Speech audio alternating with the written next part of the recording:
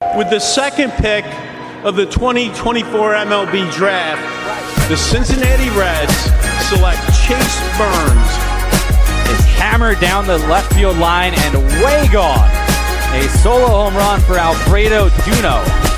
Collier swats one into left field, testing the line. That is down a base hit. Rogers is coming around third. He will score. To replace him at second is Cam Collier with a stand-up double.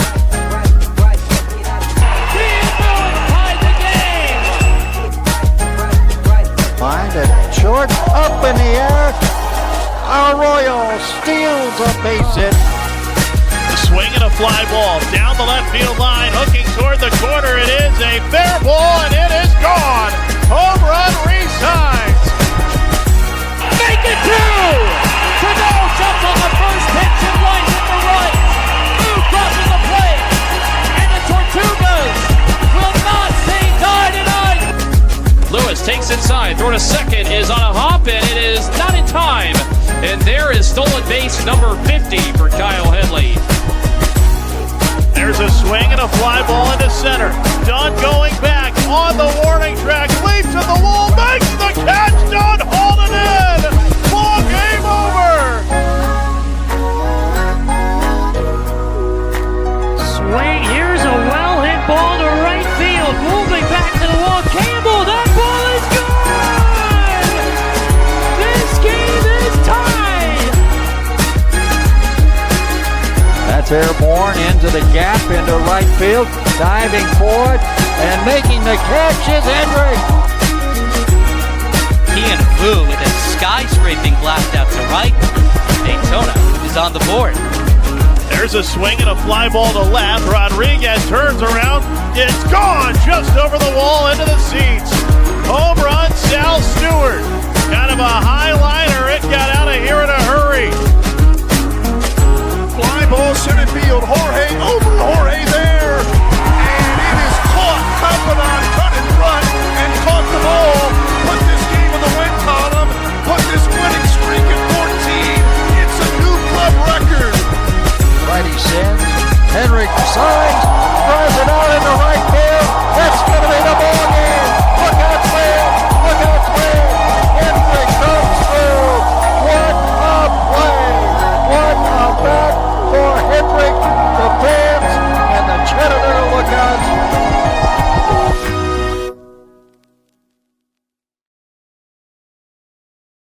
Welcome to Minor League Mondays, a Cincinnati Reds minor league podcast. It is hosted by myself, Roger Strauss, and Reds on SI writer Ricky Logan. We are here to cover the minor league system of the Cincinnati Reds all the way from AAA Louisville down to the Dominican Summer Leagues. And this is Minor League Monday, where we recap the week of what was for our affiliate ball. And also coming up, I guess, also we'll have a preview of the ACL and the DSL coming up this week. So be on the lookout for that. So like, comment, subscribe, hit the notification button so you know when we go live or that we have a new video of a preview of the ACL and DSL, for example, coming out. So really appreciate that. We're also a podcast. So we'll, if we're on Apple, Spotify, iHeartRadio next day, you can listen to us there if you don't catch us live or catch us on YouTube. I want to also shout out our sponsor, Frost Buddy, Red Hot Reds, or frostbuddy.com, Red Hot Reds on there. That is Ricky's City Connect Frost Buddy there. It holds all sorts of different types of containers, keeps them cold or hot, whatever you'd like. Ricky, tell us about your Frost Buddy, how you use it. Yeah, so this is the Universal Buddy in the Red City Connect logo. They hold your 12-ounce cans, your 16-ounce can, or swim cans. You got 12-ounce bottles. So if you're a beer bottle drinker guy, it'll hold your Miller Lite bottles, your Coors bottles, stuff like that. And then they have a Universal XL that holds even more stuff, bigger cans, more variety bottles that hold like Gatorade bottles and stuff. And it also, both of them offer a lid. It's a 100% leak-proof lid. You can use your buddy as a tumbler, so you can add ice or add hot coffee, or I use mine at work. We have a fancy coffee machine at my work, so I put hot chocolate in mine, hot cocoa, and I use mine. It keeps it hot for a long time. So it is leak proof, which is a nice nice bonus. So yeah, frostbuddy.com/redhotreds, or scan that QR code on the corner there and get yours. Yes, excellent product. Frostbuddy is, and also really appreciative of them bringing us on board to help them grow. They're a growing small company as well, or growing company. So we really appreciate the brand partnership that we have with them. Also want to shout out Hit King, Hit King, right? Hit King on cards on X. He is giving away a Nabel Mariano card on our page. You can go there and like the pin post there. Red Hot Reds podcast on X. The pin post there is of a Nabel Mariano card that we're giving out May 4th, which next is Monday. It's a week from now. So crazy. So be on the lookout of that. I think we'll announce that on X who the winner is. Reach out to them to get them the card from Hit Machine. So yeah, and there won't be any funny business. We'll record the process of who wins. So we're not picking the winner just so anybody knows. So we've got a website picked out. We'll pick the winner, and shout out everybody that's jumped on board and followed us and followed Hit King and joined our content journey as well, because it's a cool card. He's a really good prospect. But you're gonna hear more about him here pretty soon. We'll be going to the DSL and the ACL stuff. So yeah, keep a lookout for that too. Yeah, for sure. And we're really appreciative of that partnership with Hit Machine, and maybe more giveaways in the future on this channel, so keep an eye out for that. I got a stack of cards. I mean, we can see. Yeah, right. Also want to shout out All Gloves Off, Lights Out podcast. Also want to shout out the Cheap Pop Society and Fanboys Unleashed that just joined up with our podcast network. So check those guys out on All Gloves Off Sports Media Network. And we're gonna get this off and rolling. It's Minor League Monday, so we're gonna recap the week that was for the minor leagues. We do have a little bit news and notes to react to. There was some guys that got hurt this week and came back, I believe, just on last Sunday, not this Sunday. Last Sunday, Mr. Carlos Jorge came back from his concussion, and I believe he played a whole week this week.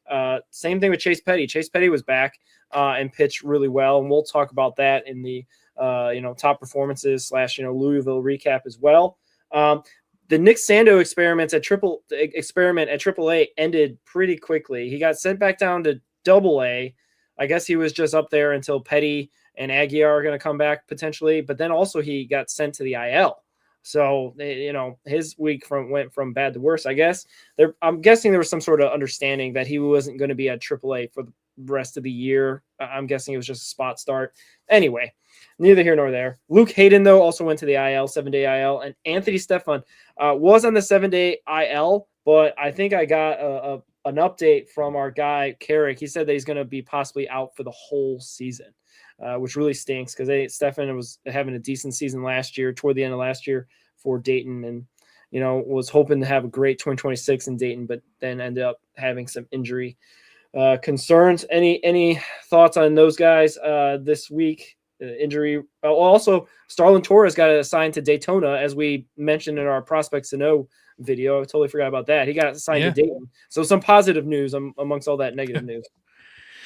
Yeah, I was happy to see Chase Petty back and pitching well. I was really impressed by his start. It's unfortunate for Nick Sando. I was really looking forward to seeing if he could stick in AAA because he looked really good. He looked beyond ready. And I wouldn't be shocked if he's back up there later in the year and he sticks up there. He's been moved up through the system relatively quickly through his time in the organization. And then Luke Hayden was pitching pretty well. And then he goes on the IL, and it's a shame for Stefan because I think he's a fairly underrated prospect. I think he's in our, or no, that's Peyton Stovall. I thought maybe he's in our intro, but I think I was looking at one of his home runs in our intro. But he's a really good player. He had a relatively good hitting streak at one point last year, if I remember right. He was someone that kind of caught my eye because I remember I was doing recaps for the minors and every day, and I would constantly see his name in the box score, like 2 for 3 or like 3 for 4 or 1 for 3, 1 for 3, 1 for 3. I was like, I think he had like an 8-game hitting streak at one point. He's pretty solid, and it's unfortunate that his injury is looking like it's going to be a season-ending injury, and hopefully he can be back by spring training. Yeah, for sure. And also, I forgot, Don Patelli got moved up to AAA, but only for about a week or less. He's also back down with Chattanooga at AA as well, because Garrett Hampson came off the IL, and Garrett Hampson's back playing shortstop for your Louisville Bats. But it's We interesting. love our hamster. Yeah, for sure. He's still in New York, so he could be a Red sooner than later, but hopefully not. But anyway, there's a lot more shortstop in the system ahead of him, I would say, in the pecking order. It was a decent week overall. Yeah, the injury concerns are going to kind of happen. We're almost a month into minor league baseball. They started at the beginning of this month, and we're almost at the end. So it is bound to happen. It does stink for Steppen that he's out for the year. He was originally just on the 7-day IL, so we really hope that he can get whatever he needs to get done, whether that's surgery or whatever it's going on, and recover and get back for the 2027 season, if there is a 2027 season, hopefully. That was just kind of the news and notes for this past week. And we'll get into now the daily performances, top performances. Monday, the 21st, when we all started off, Michael Toglia and Noelvi Marte had a decent day. Toglia went 3 for 5 RBI. Noelvi Marte started off his demotion week, or being at Louisville, 2 for 5 with a home run and RBI. Down at Chattanooga, Jose Acuna pitched well, 5 innings, 5 hits, 0 runs, 2 walks, 5 Ks. On the season, he's got a 2.70 ERA. So Jose Acuna started off strong. You're talking about Peyton Stovall. He had a pretty decent week, or a pretty decent Tuesday. Peyton Stovall went 2 for 5, home run, 2 RBI, in a crazy 16-10 loss on Tuesday to the South Bend Cubs, with Dayton Dragons, unfortunately, only scoring 10 runs and still losing. And then Mason Morris had a bounce back game, 4.2 innings pitched, 2 earned runs, 3 walks, 5 Ks. Bounce back, because I believe last week he really was on the struggle list getting bounced. I don't think he made it out of the 3rd inning last week, so pretty decent there. Any thoughts on any of those guys before we move on to the Wednesday performers? It was just cool seeing Marte back and hitting well for Louisville, and just I'm interested to see what he can keep doing down there. Yeah, he's going to get everyday playing time down there, so hopefully he can take advantage of it. And I think he did this week. Spoiler alert, he performed pretty well. And he is up there, or he is. We know what he can do at the major league level. Hopefully, whatever flaws in his approach or whatever it is that's going on at the major league level, hopefully he can figure it out at the AAA. But we'll find out. Hopefully in the next couple of weeks what opportunities are available for Marte possibly going up. But there's a lot of competition in the outfield out there. I guess I'll just say that. Wednesday's top performers, AAA, Michael Toglia went 3 for 4, 2 home runs and 5 RBIs with just the Wednesday performance, which was a pretty decent performance for him. AA, Hunter Parks.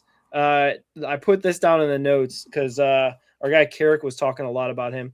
This season, he's pitched fantastically. I believe he still hasn't given up a run at AA Chattanooga, but at this point on Wednesday, he had 7.1 innings pitched, 0 runs, 16 strikeouts for the 2026 season. So shout out to Hunter Parks, pitching well out of the bullpen down there. JP Ortiz for Dayton did well, 5 innings, 2 hits, 2 earned runs, 6 strikeouts to earn the W on Wednesday. And our guy Starlin Torres that we talked about in our prospects to know made his debut on Wednesday. 5 innings, 4 hits, 4 earned runs, 1 walk, 7 Ks in the loss. But, we extensively covered him in our prospects to know in his first affiliate ball start there. But any of these guys you want to touch on with any notes? Yeah, I mean, we kind of talked about him a lot in the prospects to know, but I'm really interested to see Torres' next outing because we're both very excited about him and his ability to pitch. He's not a thrower; he's a pitcher, and he's very, very good command in all of his pitches. So I'm interested to see just getting that first start of affiliate ball under his belt and to see what he can do after that. Definitely. I all my thoughts exactly, because the 1-7 walks to strikeout ratio is what excites me. If we're getting into this range where he's walking more or walking just as much as he's striking guys out, then maybe some things need to be tightened up mechanics wise or location wise for his pitching. But that doesn't seem to be the case with Torres his first time out. So shout out to him. Thursday's top performers: Chase Petty, as we talked about, bouncing back. He pitched for AAA Louisville, 6 innings, 2 hits, 0 earned runs, 3 strikeouts. Not blowing guys away. I think he had maybe 1 or 2 walks. He didn't blow guys away with his strikeouts on this performance, but he still didn't give up any runs, only gave up 2 hits. So a decent bounce back. Also on Thursday, Trevor Kunzel, our guy, got out there, and this was the 1-0 win on Thursday that they played, I think, a day game. He came in and got his first AAA save. And on the season, he's got a 1.64 ERA on the season. He's just been fantastic coming out of the bullpen, continuing his great 2025 that he had for Chattanooga into 2026. Austin Hendrick, here we go, AA Chattanooga. He has 2 for 4, homer, 3 RBIs, and on the season at this point he was hitting 338. So he's doing it, Ricky, and it seems like he's stacking it, week on week. He's not just doing it 1 week and then struggling the next. So that's good to see. Taylor Floyd, another guy that I really hadn't been taking too much note of, but he had an outstanding performance. He went 3 innings in relief, 0 earned runs, and 5 Ks. And Carrick alerted me that he's got like a lower slot angle, not necessarily submarine, but he's really kind of like at the sidearm almost, and been really effective, throwing lots of strikes, striking out a bunch of guys. And I believe his ERA is like sub-2 as well in AA Chattanooga. And then your guy, Cam Collier, had a great Thursday, 3 for 3 with a triple and 3 RBIs for your Chattanooga Lookouts. Any thoughts on any of those guys before we move on to the weekend? Yeah, I wanted to talk about Petty and Kunzel because I wrote about them after that outing because I was so impressed by Chase Petty in that game because he didn't have his best stuff. And we've seen him kind of lose it in those kind of situations. And he only allowed 2 hits. He had 3 strikeouts. So he wasn't putting guys away in typical fashion for him. But he was just, I think he had a walk in every inning except for, I think he went 1, 2, 3, technically 3 times, but officially twice because he allowed a hit and the guy got caught stealing. But bottom of the first, he allowed a single and a walk, and he got a fly out to get out of that. And then the bottom of the second, he had 2 guys out, allowed a walk, got a fly out, the 4th guy. Bottom of the third, he had 2 outs, walked the guy, and then got a fly out or ground out. Bottom of the 4th, he went 1, 2, 3. Bottom of the 5th, he had a single, and then he gave up a ground ball for a force out, and then he got the Hayden Cantrell got caught stealing, and then he got a ground out to end the inning. And then the bottom of the 6th, he went 1, 2, 3 with 2 strikeouts, one of them on a challenge. So it was really cool just seeing him. That might have been his most mature outing of his career. It was just I was so impressed. And then with Kunzel, he threw 9 pitches, 7 pitches were strikes, and he got the game-ending double play, which was awesome. And I messaged him after the game and just kind of got some thoughts on him, and he was super stoked about it. Just first AAA save, and I'll say it, he might be one of the first relievers getting called up for the if anything happens to a reliever, he might be one of the first ones called up. Yeah, possibly. May and Maxwell have not been stellar, not like Kunzel, obviously, but yeah, I think that because I think May and Maxwell are on the 40 they're on the 40 man, it helps. That may give them an edge, but if anything, if those guys aren't available, if those guys are hurt, that opens the door for sure. And if he's pitching like this, his mentality has been fantastic. Just getting outs, that's the job, right? Get 3 outs. That's all you got to do. I mean, you're on a team that has 2 prospects that are kind of heralded to be the next closer for the Reds, and Luis May and Zach Maxwell. And you've only been pitching affiliate ball for a year, and you're closing games out in Louisville. Like you're I think he does have his moments where he does allow walks, but like we had the outing before that, he allowed 5 walks in an outing. So, he's got to clean that up, but he's been really good this year, and he was really good last year, and I think that's just who he is. He's still just 27. He's got some years ahead of him still. Yeah, for sure. Yeah, I'll be interested to see if they get another save opportunity this week, who they go to, who they call out of the bullpen. I don't know if they got like a certain, I don't know, like the fall league, they knew what days they were pitching, no matter what the score was, type of thing. But I feel like at AAA, they might be going to him a little bit more, which will be exciting to see. Yeah. And we'll go to Friday, the weekend. Ricky, I don't know if you remember Friday's Reds game where they had the comeback win with Nathaniel walk off. The AAA team, Louisville, also did the same. I believe they tied it up in the 9th and then won it in extras against the Iowa Cubs. Did you know that 3 out of the 4 affiliates played against Cubs affiliates? They played the Iowa Cubs, they played the Knoxville Smokies, and they played the South Bend Cubs. So, like, I don't know if that was just a scheduling thing or what. And then whatever. Neither here nor there. Brandon LeBrant pitched 6 innings, 6 hits, 2 earned runs, and 5 Ks. Our guy, Michael Chavis, had a double in the 9th to drive in the tying run, and then a single in the 11th to win the game. He drove in Yvonne Johnson. So Michael Chavis, the hero, just like Nathaniel Lowe was for your Redlegs. So Xavier Warren for AA had a home run, 4 RBIs, 1 for 2 with 3 walks. Kian Vu hit his first home run, batting third, playing center, 2 for 3 with that home run that I said, 2 RBIs in the win, playing alongside Jose Trevino, who hit in the 2-hole in that rehab start for him. Ovis Portes pitched on Friday, 4 innings, 3 hits, 1 earned run, 9 Ks. Just a great outing out of him. So we got some lively arms down there at Daytona with Edgar Colon and Ovis Portes. That was nice to see. But any thoughts on those guys and their performances on Friday night?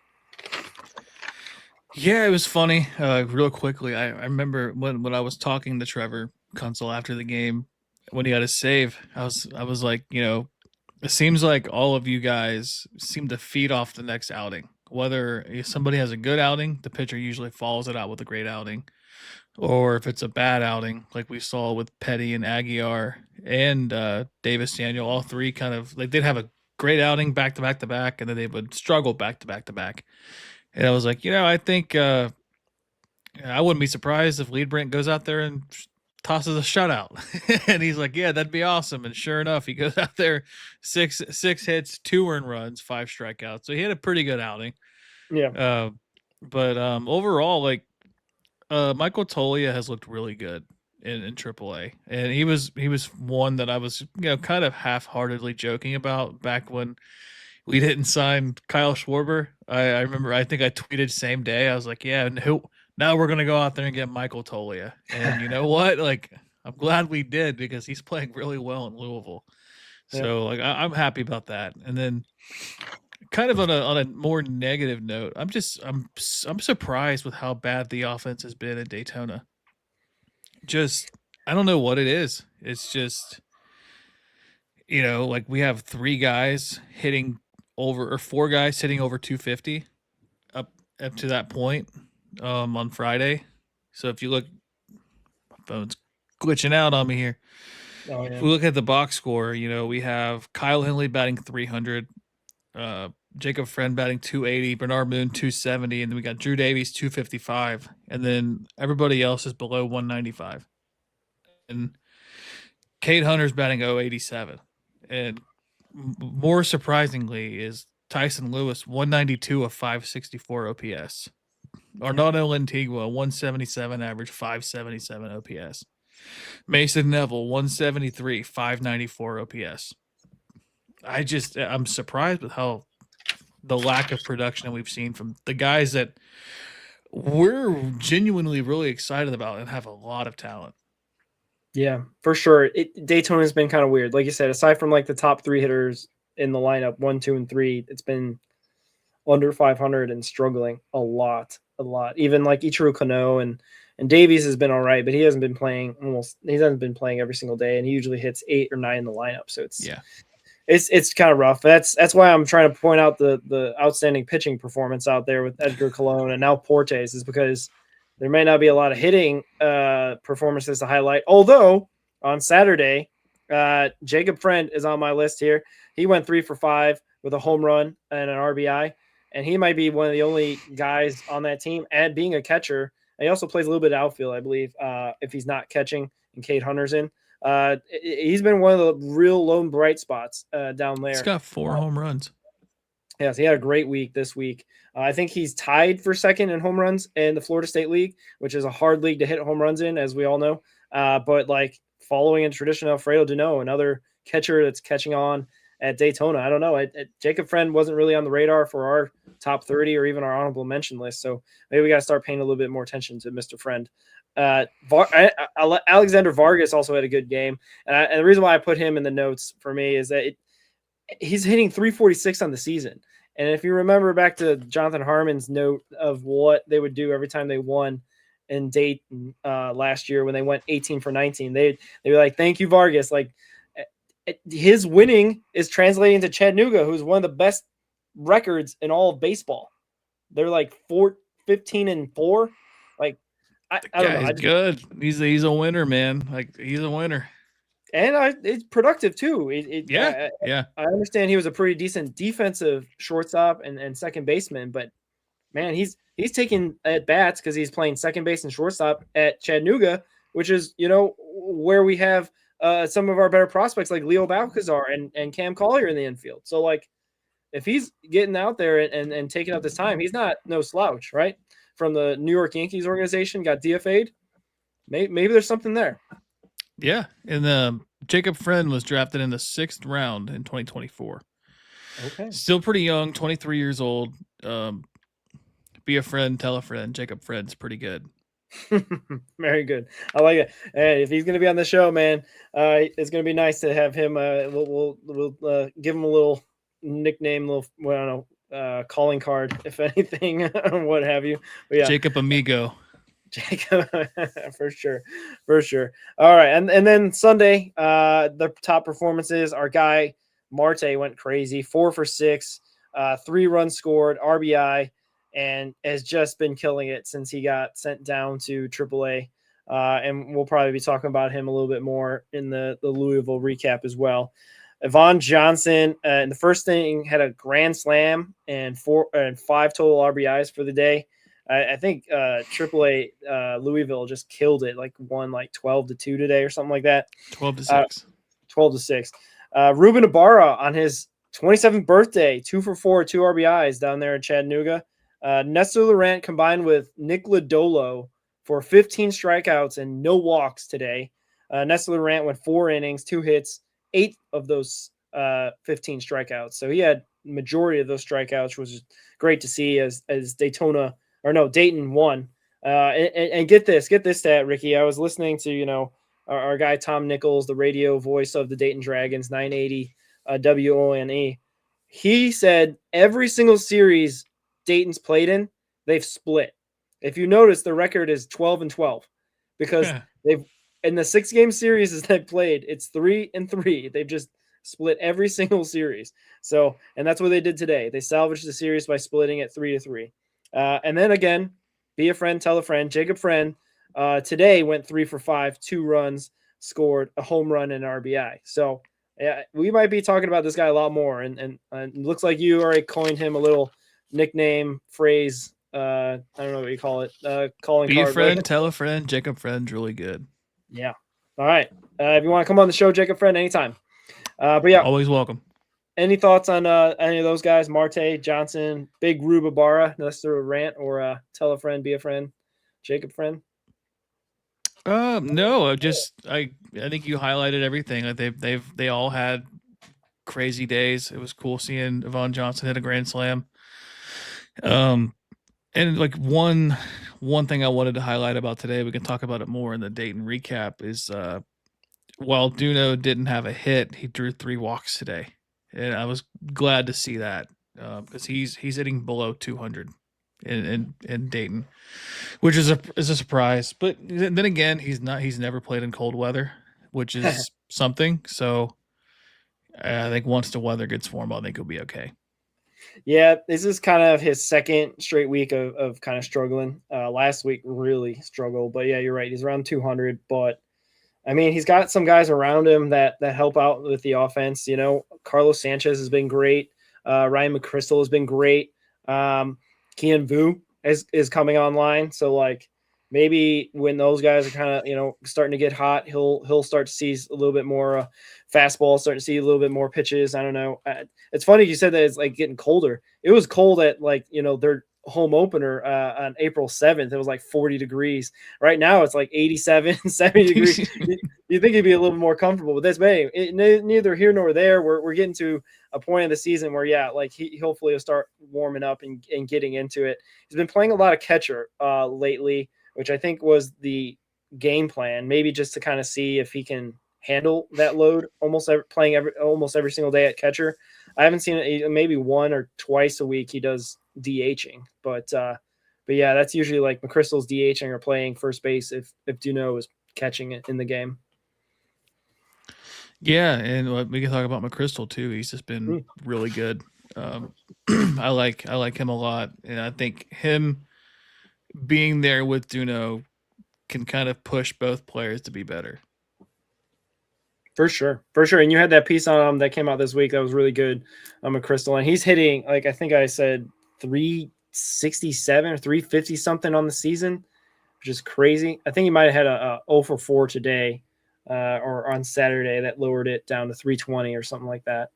But he's been really just seeing it, and I think I was listening to the pregame show that he's just been able to help, or he's been really getting better at his pitch recognition and wanting to get on top of pitches and going the other way if need be, if that's what the at bat calls for. Yeah, he went over 4 Saturday, 321, 888 OPS. So still really good. Yeah, going over 4 and still hitting 320 is very nice, very nice. But yeah, we will then move on to Daytona recap. Unless you got any other honorable mentions or anything like that to put out there. Daytona, we kind of talked about it a little bit already. It's going to be kind of a struggle this season. The last couple of weeks they had gone 2-4, kind of just salvaging a little bit of respectable, not getting their butts kicked completely. This week they went 1-5 and just didn't really get anything going. Edgar Colon didn't get out of the second inning on one of his starts, his second start after that fantastic electric 6 inning, 9 strikeouts or whatever he had when he was the prospect of the week. Unfortunately, the one bright spot that we've already talked about, Jacob Friend, is like their one guy that's been really, and Kyle Henley as well.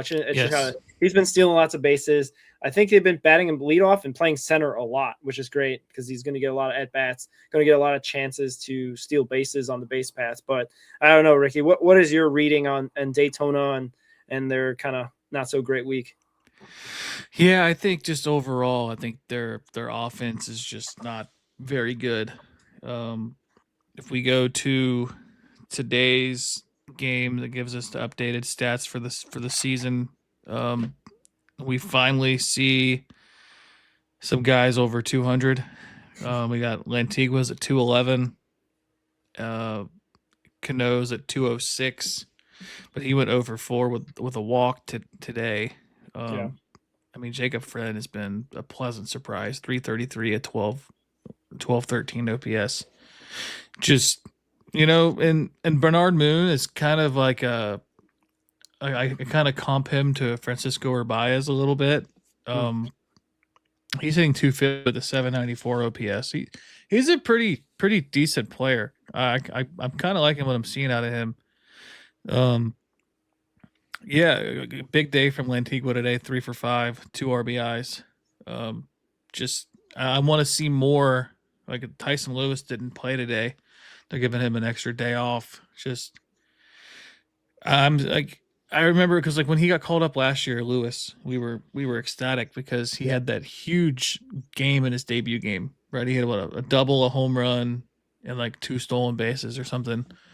But then we kind of saw what the flaws were in his game, and that's high chase rate, swing and miss, strikeout stuff. And I this is it's low A baseball, right? Like we're guys are gonna learn. This isn't major leagues yet, and you want to see them put more consistent at bats together, but eventually, we're almost a month into the season now. Like you want to see some progression, and I don't feel like we're seeing much progression out of Tyson Lewis. We're seeing some more out of Lantigua, and same with Mason Neville. He went 0-for-5 with 2 strikeouts today, 167 average. Like I think we're seeing why he fell to the 4th round. He led college baseball in home runs last year. Just a lot of talent. Just swing and miss. Chase stuff is really kills you. For sure. I do want to point out, because I did forget about this guy. I guess I unfortunately have this blind spot of overlooking relievers, but Davey Villafana had a great day today and has had a great season so far. He went today in relief of Shingen Lin. He pitched 4 2/3 innings, 2 hits, 3 strikeouts, retiring 14 of the 15 batters he faced. So and 0.69 ERA on the season. And now I'm starting to figure out, or I'm starting to see more and more, I guess, why he's on that top 30 Reds prospect list. He might be a guy in line for promotion sooner than later. I believe he tops out at like 97, 98 mile per hour on his fastball. So, even though he's a 22-year-old in low A, he'd probably be in Dayton soon, especially if he keeps pitching like this. And there's been, a little bit of injuries here and there for the Dayton Dragons. So maybe this will be next month, June. I don't know, but he seems to be a guy that's got some good stuff and has been effective, even though the rest of his team has not necessarily been keeping up their kind of end of the bargain, at least hitting wise or pitching wise. So shout out to Davey Villafana for having a good start to 2026. Yeah, I think we both kind of looked like, why is he a top 30 guy? Because he had a 4.15 ERA in 24 and a 6.56 ERA last year. Yeah, and that was in the ACL. Not a lot of walks, surprisingly. 42 strikeouts, 9 walks. He was just getting hit. Like 364 batting average against him last year. 389 when he was in the DSL. He's down to 191 this year. So I don't know if he's just figuring something out where he's getting more movement on his pitches, but he's been a really pleasant surprise. And hey, you know what? He's earned that top 30 spot in my mind. So hey, more power to him. For sure. We'll love to see him in Dayton sooner than later, for sure. Especially if he's throwing that effectively. Like you said, 191 batting average against ain't too bad. Especially, if you can keep this up going forward, we'd love to see it. But anything else about Daytona before moving on to Dayton? No. All right, Dayton. They had, again, like I talked about a little bit earlier, a split week again, 3-3. It seems to be they're the kings of splitting the week, salvaging the series, not losing and not winning series. And they played against another Cubs affiliate. They played against the South Bend Cubs in Dayton. So it was nice to see them back home for a 6-game road trip or road homestand and basically be able to, get in front of their fans and hit some home runs. And they did. They had some exciting games. Like I said, their game on Tuesday, they lost 16-10. So they put up a bunch of runs, but unfortunately we're on the losing end of that side. Kian Vu has seemed to come alive. They've been playing him either in the 2-hole or leadoff, but they got him, I think, a couple days ago at center and hitting in the 3-hole. So okay, if we're gonna switch it up, Duno's kind of struggling a little bit. Maybe moving guys around in the lineup may be working out. It's working out for Vu. So shout out to him for that. But yeah, what are your thoughts overall on the Dayton week? Yeah, I'm really impressed with Carlos Sanchez this season. He's up to a 329 batting average, 420 on base, 429 slug. He doesn't have a home run yet, but he's got a triple and 5 stolen bases, or 5 doubles with 11 stolen bases. And he is doing a really good job at taking the walk. his strikeouts. He's got 16 strikeouts, 11 walks. He's been relatively close in his splits throughout his career. He had 121 strikeouts to 67 walks last year. In 24, he had 97 strikeouts to 55. And then in 23, he had 52 strikeouts to 47 walks, which he's kind of trending towards that pace, not the 2 seasons prior or after that. Yeah. And he's been hitting leadoff a lot for Dayton, and I'm just really impressed with what I've seen from him, because he was a guy that I was kind of I wasn't sure what I was seeing from him last year, and the year before that, 24, he only hit 211 with a 608 OPS. So this year he's almost 240 points higher on the OPS side than he was 2 years ago, and yeah, I like his game. He's a really good hitter, and he provides a good spark towards the top of that Dayton lineup. Yeah, absolutely. They actually have been playing really well when they put Sanchez at leadoff, and then Vu would be in the 2 hole, and then Jano or McChrystal or whomever in the 3-4 and whatnot. Dayton's been kind of weird. Like I said, they've had some real good games, and they've had some stinkers. You know what I mean? Like, obviously today's game was aided by Nick Lodolo and Nestor Laurent completely shutting down the South Bend Cubs. But on that other side of it, you know what I mean? Like, a guy that really, really kind of hoping I thought would benefit from, batting after Dano and McChrystal would be Yerlin Confidant, but he's only now back to 229 batting average. And I had a stat that I heard on the radio that the Yerlin Confidant has 2 or 3 games where he had 4 RBIs. And then the rest of his games, he's only got 3 RBIs in 12 other games. So he seems to be kind of real streaky. He seems to put all his RBIs in 1 or 2 baskets. I'm looking at the stats on that. It's funny. So from April 2nd to April 8th, he didn't have an RBI. April 9th and 10th, he had 5 RBIs combined. Yeah. April 12th through the 18th, didn't have an RBI. April 19th and 21st, he had 5.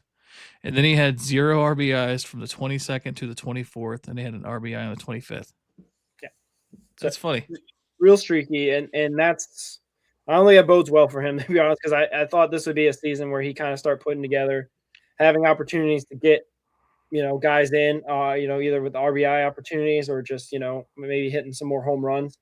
So we'll see. It's still just a month in. Maybe it'll even that out. Maybe it'll get a little more consistency back into it, but not nothing so far at the moment. I'm a little concerned about his progression because, we all kind of dog on Austin Hendrick for, this is his 3rd straight year in AA, but Confidant, he played, he had injuries. I think that's part of it, but he, in 22, he got promoted to Daytona, and then he spent another 2 seasons in Daytona, playing 74 in the 91 games. And then he goes to Dayton last year, plays 112 games, only hit 224 with a 635 OPS. It was his worst minor league season since 23. And then this year he's on pace to do maybe around the same, if not worse, overall than last year. And, he's 23 years old.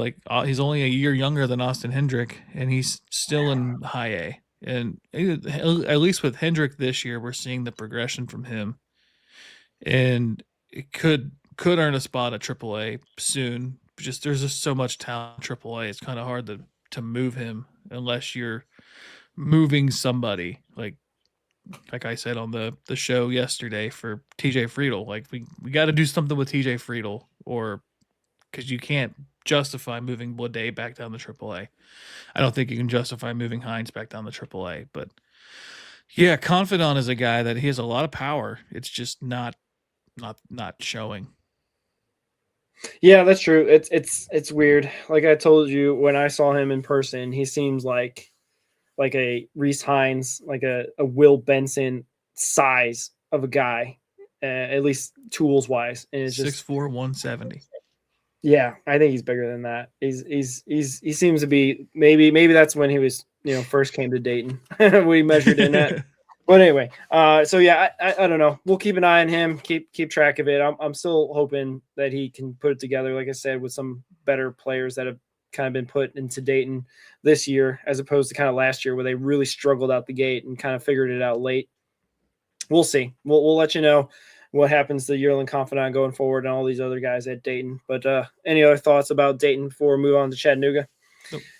So Chattanooga might be the best part of our affiliates. Like they have just not stopped winning, and they just put it together one way or other. Like I said, they had well, that was AAA. They keep winning. Like they had the walk off with Xavier Warren, I think, last week, and they won 4-2 this week again against the Knoxville Smokies, another Cubs affiliate. So it was nice to beat the Cubs this week. But like you said, Austin Hendrick was one of our top performers that I had picked out for potentially maybe prospect of the week. But he went 6 for 22, a homer and 6 RBIs, hitting 273, on base 385, and slugging 409. So like he had a pretty decent week, and he's starting to put it together. And I think even though his batting average is 273, I think overall he's still like in the 300s for his season ERA, 307 on the season.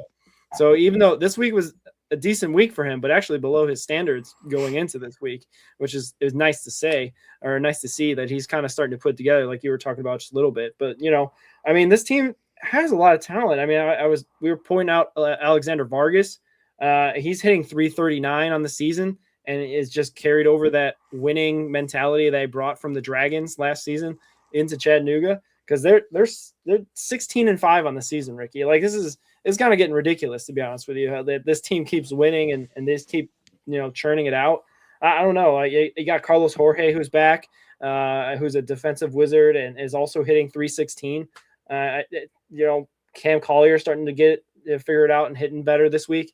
I don't know. There's a lot of areas you can go with this. What are your thoughts on Chattanooga? Yeah, I mean, they're one of the better minor league affiliates in all of minor league baseball. They're winning games. They have a lot of talent. I wanted to spotlight Cam Collier a little bit, because to start the week he was hitting 231 or 226, and he's got his batting average up. It hit 274 on Friday, but he's at 263 now. So he went from 226 to 263. It's an impressive jump in a 6-game series. And Austin Hendrick just finally showing signs that he's developing and becoming a more consistent player every day. He's still striking out, but he's striking out a little bit less than normal. I think he had an 0 for today, but with 3 strikeouts, if I remember right. Yeah, 0 for 4, 3 strikeouts, but he's still, I think it's just a player he is. He's going to swing hard, hit the ball hard, and unfortunately for him, he just hasn't had the average and the slugging and the numbers to back up the player he can be. But he's still just 24, so he's got time. It's unfortunate that it's taken this long for him. And Alexander Vargas hitting 339 with a 776 OPS. It's fun seeing him just win everywhere he goes. Yeah, it is kind of weird that it's happening. I think we joked, I think, on a previous show to bring him up to Cincinnati, see what happens. Just as a bench guy. Just bring him there for the vibes. I think he's got options, so it's not like he had to leave the organization. But anyway, Chattanooga is an interesting team because they also are very. It's just not one guy, right? It seems to be a bunch of guys getting it done, every single day. You know what I mean? They don't have like a bunch of. I mean, obviously we got top prospects down there with Leo Balcazar and Cam Collier and whatnot, but like even Cam isn't like just hitting the snot out of the ball. I think he's at 263 for the season, so he's starting to pick it up a little bit. But yeah, it's just every single day they just go out there and win ball games, and I think they'll possibly do the same thing going this week. My guess, they'll go 4-2 again. It's just my guess, Yeah, yeah. Hunter Parks has been really good.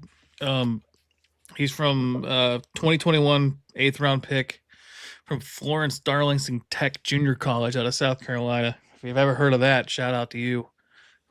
6 games this year, 10 innings, 19 strikeouts, a 1.0 whip. So he's been just lights out. So yeah, I mean, they've had good pitching, they've had good hitting. They're just all around been a really good team. I think we kind of overlooked how good they could be because based on how good or how bad Dayton was last year, we were kind of worried about who was going to be called up and how that was going to translate to wins. But like, they're doing it. Yeah. I think we thought, like Sal started the year at AA Chattanooga and got them with like the first half record into the playoffs. You know what I mean? They do that split season where the first half, if they're the top team, they get automatically included into the playoffs, even if they have a terrible second half of the season. So we're thinking like, okay, then, some of those guys got moved up into Chattanooga or from Chattanooga up to Louisville. So like maybe there would be a little bit of a gap of talent, and thing, but they're chugging it along. They're keeping it moving. I wonder how many guys possibly end up in Louisville by mid-season. You know what I mean? Like, obviously you talked about the outfield. So like the outfield depth in AAA is pretty decent because you added, like a Bleday, you added like a Collier who could also play outfield. You got, Hector Rodriguez promoted from Chattanooga last year. So like it's a bit of, Blake Dunn's still there. Yeah, like I forgot about him. Noelvi Marte now. Exactly. So it might be tough for outfielders, but infielders maybe might have a chance. Like I think I shouted out Cam Collier might get a possibility because they DFA'd CES, so that third base could be there. But Michael Chavis he's not going to give up his at bats. He's been playing well. Yeah.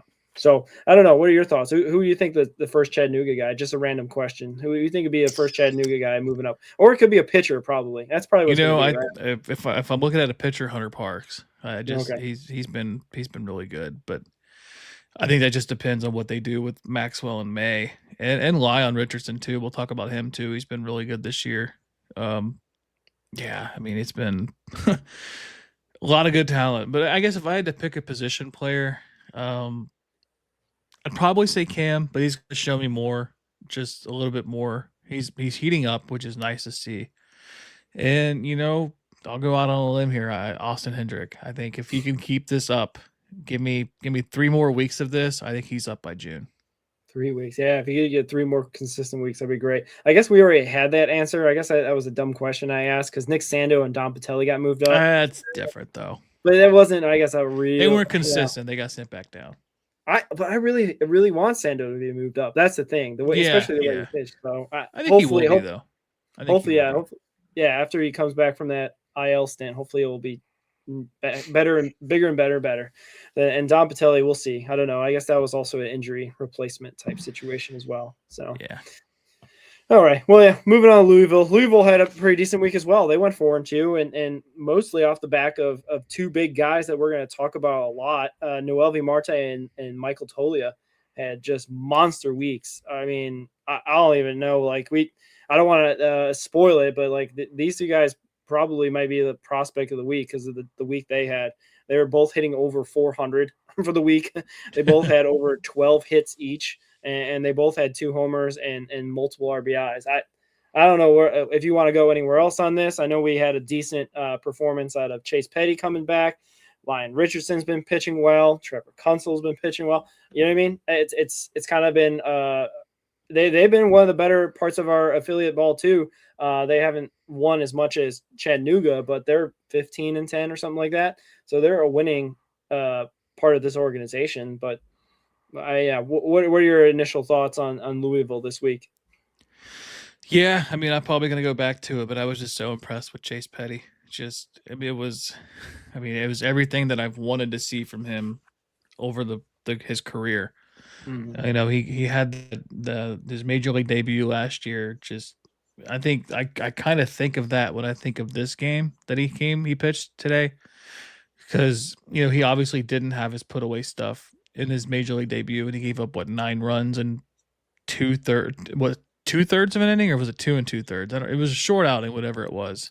Yeah, but he didn't have his stuff. He just couldn't put guys away, and we kind of saw that on Thursday, where he wasn't putting guys away, but he would find a way to get out of it. And that's what makes me excited about him, because we've seen the outings where he does have the strikeouts working. We saw the prospect breakout game, spring breakout game. We saw his opening start for the season. But we've also seen some games where he's given up 6 runs, 8 runs, walks 8, walks 9, whatever it is, and he for some reason just can't get through and find a way to get outs. And we saw him get outs without getting strikeouts, and that's what had me just over the moon with how he's developing. And he's still just 23 years old. I think we forget, like, he's been in the system for so long, because he was 18 when he got drafted by Minnesota, and we acquired him like the next April. Like, it was earlier in the season. So like we got him early. He was only barely 19 when we got him. So he's been in the system for what, 4 years. Yeah. So a lot of talent for him. And then Michael Collier, he had the outing earlier in the week. I don't remember what day it was, but he hit a home run from both sides of the plate, and they made history with that outing, because him and Ivan Johnson have each of them have hit a home run from both sides of the plate this season, and that's never been done in Louisville history. So that's pretty cool too. Yeah. The game, I believe he had both sides of the plate, was on Wednesday. Went 3 for 4, 2 homers and 5 RBIs. And that was kind of cool to have those teammates both hit from both sides of the plate in the same season, and that being the only time that's ever happened. It's kind of cool. But yeah, definitely. Even though he's not really a prospect, but like Marte coming down to retool and do stuff that hopefully to fill whatever flaws in his swinging approach at the majors is hopefully, like you said, giving him a little bit more confidence being down here in Louisville, even though he is crushing Louisville competition. I hope he's not going to get into a situation. I don't want to jinx him or anything like that, but maybe, possibly falling to some bad habits, because he knows he can crush these guys at AAA, and hopefully he doesn't develop anything in terms of swinging at bad pitches, even though he could possibly get away with it at this level. But at the same time, if he's hitting these numbers on a weekly basis, I think he's starting to see the pitch recognition pretty well, and he's able to be able to get on top of pitchers that he's supposed to at a consistent rate. I just don't know, like you said, you think that the AAA talent pool is pretty deep. The outfield that we have out there at the Reds, it's not the best outfield out there. Let's not try to pump them up that what we have at the majors is top line talent.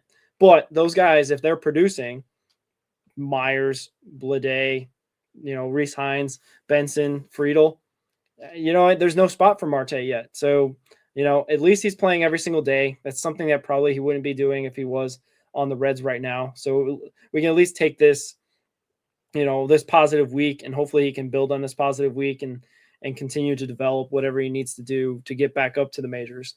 But yeah, I can't say enough about him. If he's going to crush it, it's going to help us, because he's going to give us highlights to talk about, at least, at the very least. Yeah, for sure. And we got to remember, he just turned 24 in October. So he's still really young. Like, he's got a lot of baseball ahead of him. And like we've got some players that are in the organization at the major league level that are getting close to their ARB limits. And, I've shared my hot take on Friedel already, but he is our outfielder of the future, whether it's right field or center field, but he's going to have a career there. Yeah, for sure. Yeah. And that's Louisville, man. And I don't know if you got any other thoughts. We can move on to our prospects of the week. Yeah, these two guys. Go ahead. Oh, we got our guys, man. We've talked about them enough, but they've been phenomenal, man. I just, like we said, the Collier with the home run from both sides of the plate. 480 average, 567 on base, 840 slug, 2 home runs, 7 RBIs. And you've already said so much about Marte. It's incredible. Yeah, and for both of them to do it in the same week, these numbers, I think I made the joke. Or maybe it was off air. I can't believe Louisville only won 4 games. It feels like they shouldn't have lost 2 games this week if these two guys are mashing it. But, there's also the game they won 1-0, where I think it was just Francisco Rubia's double was the difference. So there was kind of like the 6 games against the same opponent. I guess maybe the stats can get a little wonky. You can have a really good day that makes it look like you had a tremendous week. But these guys both, like Marte had 14 hits this week. Tolia had 12 hits this week. So that's like, you can't do that just in one day. that's a couple days mashing the ball, which is good to see for both of them. And we don't hear about really, because Tolia got signed, and I think when we signed him, you were really big on it because it was kind of like a Nathaniel Lowe. Like, it was a minor league deal that the upside is potentially there if he can get back to it. Really, no one's really talking about like Tolia possibly maybe one day possibly getting a call up to the majors. I don't know. Like, if there's enough opportunity there, I know Sal Stewart unfortunately is kind of in his way if he's going to be a first baseman. But if there's DH, maybe Suarez or Lowe, or not necessarily they may be injured or not performing well. I don't know. There could be something going on there with Tolia possibly coming up. I don't know. I guess, I mean, talk a little bit more about him. He was a former first-round pick. He was the 23rd overall pick in 2019 out of UCLA. He debuted 3 years later in 2022. For his major league career, he had a 20 home run season, 25 home runs in 2024. And people go, oh, well, he played in Colorado. He had all of his home runs were in Colorado. It's like, no, he hit the majority of his home runs were on the road. I think he had 8 home runs in Colorado, and the rest of them were on the road. So he's not a Colorado product by any means. He's kind of that weird outlier for that organization. So I mean, I have confidence that he can contribute outside of Coors. So yeah, I mean, God forbid something happens to somebody on the roster, but if it gets a little out of hand, he might be one of those guys called up. Or if he just keeps playing like this, he might force his way up there.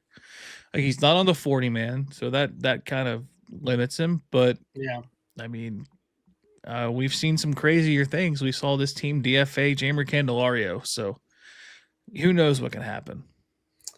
No, yeah, there's always possibility. It might be hard though. It might be difficult. The fact that, I mean, our AAA team is pretty decent, and like JJ Bleday had to wait his turn just to get called up a month into the season, even though that he was one of our prospects of the week last week or a couple weeks ago, whatever it was.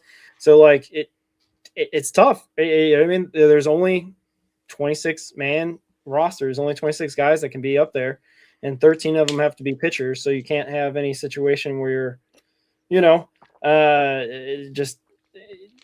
sometimes you gotta be patient, and at least again, like Marte, he's gonna be playing every day down there, and hopefully still raking, still doing really well for your Louisville Bats. If anything, the Louisville fans will love to see Michael Tolia hitting from both sides of the plate, hitting 480 for the week. That's something that will get you out to the ballpark and hopefully you have a good time out down there in Louisville, Kentucky. But yeah, I guess we're running into this like, all these good problems of like depth. Like, that's not something that we could have said for the 2024 season, where we had to play Will Benson and possibly run Will Benson out there every single day, and he couldn't produce at the level he did in 2023. So like, if we had a Michael Tolia in 2024, that could have been the easy fix there. Put him in the outfield. Maybe he'd be able to produce. But, it's AAA hitting to major league hitting is a big gap sometimes. And sometimes it doesn't necessarily translate. You're not going to be hitting 480 in the majors when you get called up for the first time. Yeah. Yeah, for sure. And, I like his game. I think his hitting will translate. He's had issues with strikeouts like a lot of young players do, and unfortunately for him, he's not like a Shohei where he's gonna have the crazy numbers to make you overlook the strikeouts. So he might have another 20 home run season in him at the big league level. Yeah, they're possible. I mean, we love to see that. He's just 27, so he's got some career ahead of him still. Yeah, for sure. Or maybe, it could be part of a trade package if we need to get something at the deadline and somebody's looking for a guy. He's playing well enough. Somebody might take a flyer on him. Yeah, I don't know.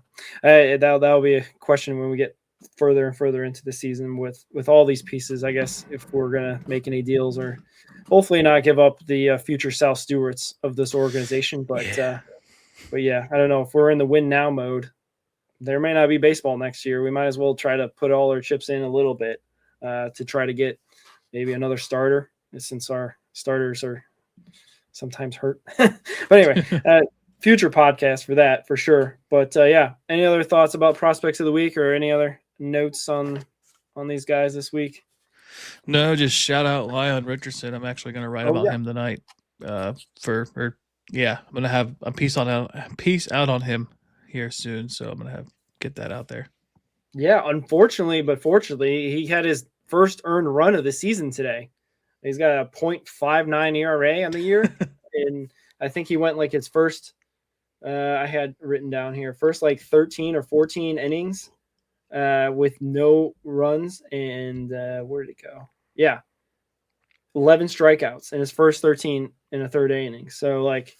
Unfortunately, he gave up his first runs today. It didn't really factor into the loss because they won 12-6, right? And didn't affect anything really except his ERA ballooning up to 0.59 or whatever it was. Yeah, 0.72 whip, which is probably even more impressive for him.